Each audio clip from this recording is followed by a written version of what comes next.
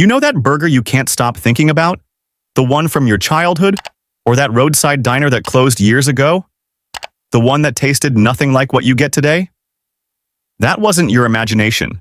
Those burgers were different.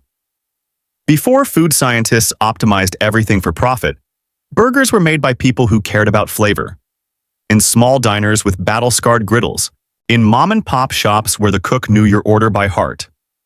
Today, we're diving into 10 old-school techniques that have almost vanished. Methods that prioritize taste over speed and soul over science.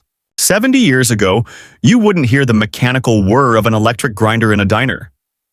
Instead, you'd hear the rhythmic thud of a heavy knife hitting a wooden cutting board as the cook chopped fresh beef by hand. The texture was irregular. Some pieces ended up fine, almost paste-like. Others remained coarse and chunky. When cooked, these different sizes created layers of texture you could feel with every bite. Modern grinders pulverize everything into uniform particles. Efficient? Absolutely. But the burger becomes homogeneous, predictable, safe. Hand-chopped meat was unpredictable. Some bites were tender. Others had more chew. The fat distributed unevenly, creating pockets of flavor that hit you by surprise. That's what we lost when we traded knives for machines. Before food labs began engineering the perfect lean-to-fat ratio, cooks had a simple solution. They added pure beef tallow, just rendered beef fat. Solid at room temperature, rich, natural, intensely flavorful. When mixed into the ground meat, tallow melted during cooking, basting the burger from the inside out. Every bite was soaked with deep, beefy flavor that came from the cow itself, not from a flavor packet. No additives, no preservatives, no ingredients you couldn't pronounce. Modern burgers are optimized for health guidelines and cost efficiency. The fat percentage is calculated to the decimal point. But back then, a burger wasn't trying to be healthy. It was trying to be satisfying, and it succeeded. The cook would take a ball of loosely packed beef, toss it onto a flat-top griddle heated to volcanic temperatures, and then smash it down hard with a metal spatula. The meat would spread out thin, making maximum contact with that scorching surface. The Maillard reaction kicked in fast, creating a dark, crispy, almost lacy crust. That crust was concentrated flavor. Caramelized beef, rendered fat, bits of char that added complexity you can't get from a thick, gently grilled patty. Old-school diner cooks didn't know the chemistry. They just knew that high heat plus pressure equals the best crust you've ever tasted.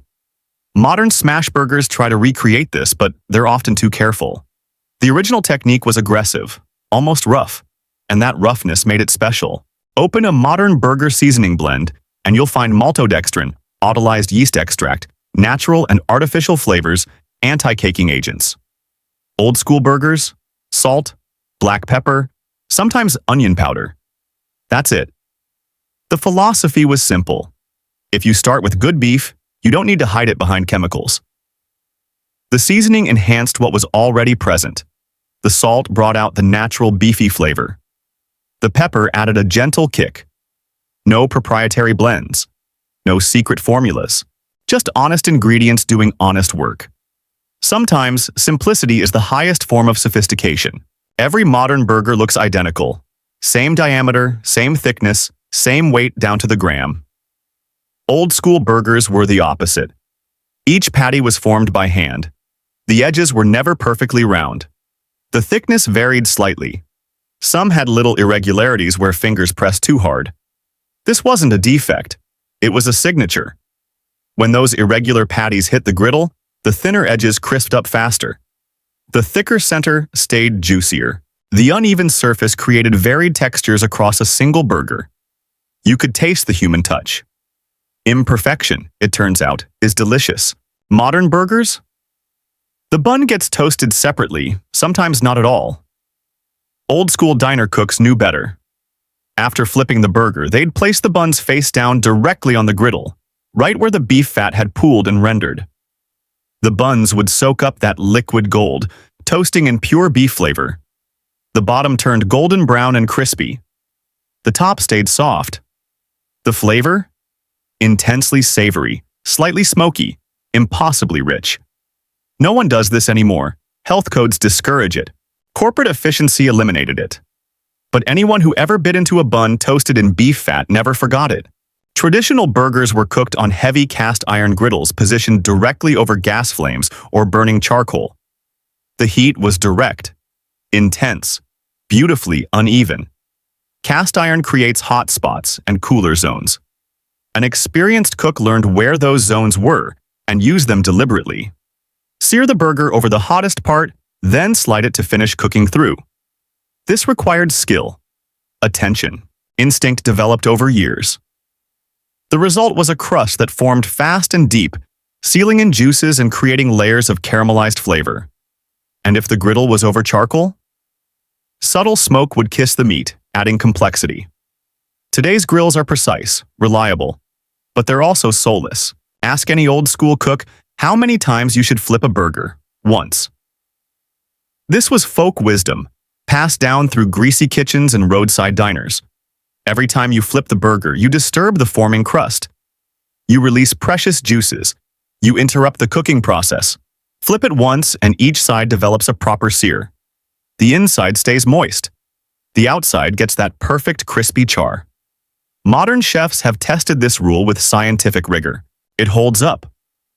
But for decades, it was just something everyone knew. No thermometers required. Just experience and respect for the craft. After placing cheese on the burger, the cook would grab a metal bowl or dome, cover the burger completely, and squirt a tiny bit of water onto the griddle. The water would hit the hot metal and turn to steam. Trapped under the dome, that steam would envelop the burger, melting the cheese perfectly in seconds. The cheese didn't just melt, it draped. It clung to every curve of the meat like a second skin. This technique came from Oklahoma and the Midwest, spreading through diners that cared about doing things right. Today, most places just let the cheese sit on top and hope for the best. The steam dome required an extra step and a cook who gave enough of a damn to use it. There was no freezing, no vacuum sealing, no preservatives extending shelf life for weeks. If a diner made burger patties in the morning, they cooked and served them that day.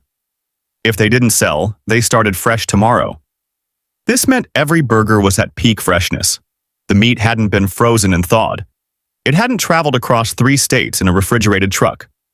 The flavor was brighter. The texture was better. You couldn't stockpile these burgers. You couldn't build an empire on them. But you also couldn't forget what they tasted like. Food science brought us safety, consistency, and the ability to feed millions quickly. But we traded soul for efficiency. We traded character for uniformity. The old methods gave us texture that was imperfect but alive. Fat that was real, not optimized. Flavor that came from fire and skill. Most importantly, they gave us connection. You could taste when someone cared. Maybe we can't go back completely, but we can remember. We can seek out places still doing it the old way. Because that taste we're chasing, it was real, and it's worth fighting to get back.